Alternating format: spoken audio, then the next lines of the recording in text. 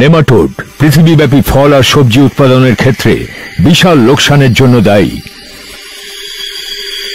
রুটনট nematode নামক এক ধরনের ছোট পোকা যা মাটিতেই থাকে আর তার লার্ভা গাছের গোড়ায় গিয়ে আক্রমণ করে।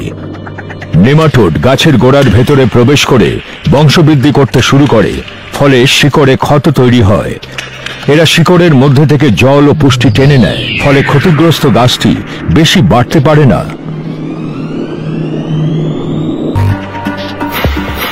যেহেতু নেমাটোড মাটির নিচে থাকে, তাই খালি চোখে এদের দেখা যায় না। কৃষকেরা নেমাটোডের উপদ্রবের লক্ষণগুলি বুঝতে পারে না, ফলে তারা এটাকে ফাঙ্গাল অসুখ বা ব্যাকটেরিয়াল উপদ্রব বা পুষ্টির অভাব বা শারীরিক ব্যাধি ইত্যাদির সঙ্গে গুলিয়ে ফেলে। প্রিয় দর্শক, এবার চলুন জেনে নেই এই নেমাটোডের প্রতিকার কি। গাছে কৃমির আক্রমণ বা শিকড়ে গিট হওয়া একটি মারাত্মক সমস্যা। এটি যেমন গাছকে নিস্তেজ করে ফেলে, তেমনি আশঙ্কাজনকভাবে ফুল ও ফল কমিয়ে দেয়। নেমাটোডের আক্রমণের ফলে গাছে শিকড়ের মাধ্যমে খাদ্য নিতে পারে না বলেই এটি হয়। এছাড়াও নেমাটোড বা কৃমি আক্রমণ করে মাটির নিচে, এবং এতে করে এটি সহজে ধরাও পড়ে না।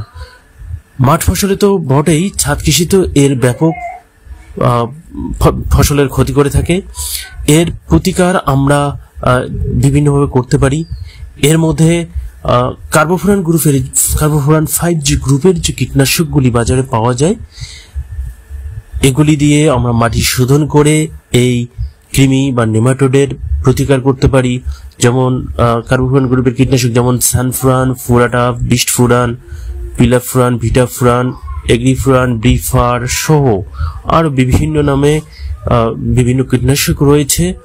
এছাড়াও কেডুসাফ 10G, যেটা বাজারে রাগবি নামে পরিচিত, এটিও আমরা প্রয়োগ করে এই কৃমি বা নেমাটোড দূর করতে পারি। এছাড়াও কার্বোফুরান 3G ব্যবহার করেও আমরা নেমাটোড দূর করতে পারি। এছাড়াও বর্তমানে কার্বোফুরান গ্রুপের যে ওষুধগুলি আছে, এগুলি ছাড়াও ফিপ্রোনিল, দানাদার ফিপ্রোনিল গ্রুপের যে কীটনাশকগুলি বাজারে পাওয়া যায় 3GR, এগুলি দিয়ে যেমন রয়েছে অ্যাসেন্ট, রিজেন্ট ইত্যাদি, এগুলি দিয়েও কিন্তু এই নেমাটোড আমরা সহজেই বন্ধ করতে পারি। তো দর্শক, এই সম্বন্ধে আপনার কোনো প্রশ্ন থাকলে অবশ্যই কমেন্ট করবেন, কমেন্টে উত্তর পাবেন। ধন্যবাদ সকলকে সাথে থাকার জন্য।